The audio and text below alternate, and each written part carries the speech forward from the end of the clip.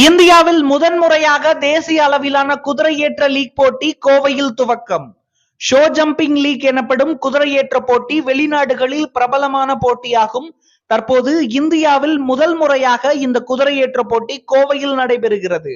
கோவை மோலபாளையம் பகுதியில் ஜூலை 4, 5, 6 ஆகிய தேதிகளில் இந்த போட்டி நடைபெறுகிறது. இதன் துவக்க விழா ஜூலை 4 அன்று அதே பகுதியில் நடைபெற்றது. இதனை நீலகிரி பாராளுமன்ற உறுப்பினர் ராசா துவக்கி வைத்தார். மேலும் இந்நிகழ்வில் முன்னாள் அதிமுக அமைச்சர் SP வேலுமணியின் சகோதரர் அன்பரசன், திமுக தொழில்நுட்ப அணியைச் சேர்ந்த மகேந்திரன் ஆகியோர் கலந்து கொண்டு அனைவரும் ஒரே இடத்தில் அமர்ந்து போட்டியின் துவக்க நிகழ்ச்சியை கண்டுகளித்தனர். இந்த போட்டியில் Chennai bulls Tamil Nadu, Pegasus sports Kerala, Bengaluru knights Karnataka, Golconda chargers Telangana, quantum reigns Goa, elite equestrians மேற்கு வங்காளம் என 6 அணிகள் போட்டியிடுகின்றன.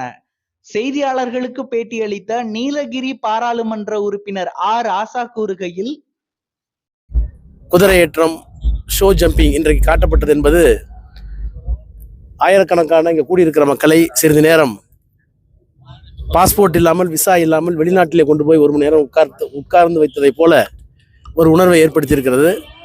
இந்த புதிய முயற்சி பெரும் செலவில் அவர்களால் ஏற்பாடு செய்யப்பட்டிருக்கிறது.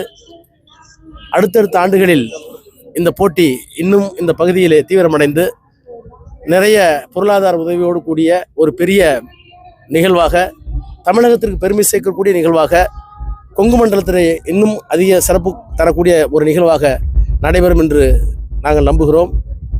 இந்த பகுதிக்கு இது ஒரு மிகப்பெரிய சிகரமாக இருக்கிற காரணத்தினால் அரசின் சார்பில் ஏதேனும் உதவிகள் கிட்டுமானால் அவற்றையும் மாண்புமிகு முதலமைச்சர் இடத்திலே பேசி பெற்றுத் தருவதற்கு முயற்சிப்போம். இந்த தொகுதியினுடைய நாடாளுமன்ற உறுப்பினர் வகையில் இந்த நிகழ்வை நடத்தி காட்டிய திரு சக்தி பாலாஜி அவர்களுக்கும், அவருடைய துணைவியாருக்கும், அவருடைய இணைந்து பணியாற்றிய அனைத்து குழுவினருக்கும், பல்வேறு மாநிலங்களில் இருந்து வந்து இந்த குதிரை ஏற்றத்தில் ஷோ ஜம்பிங்கில் பங்கு கொண்டிருக்கின்ற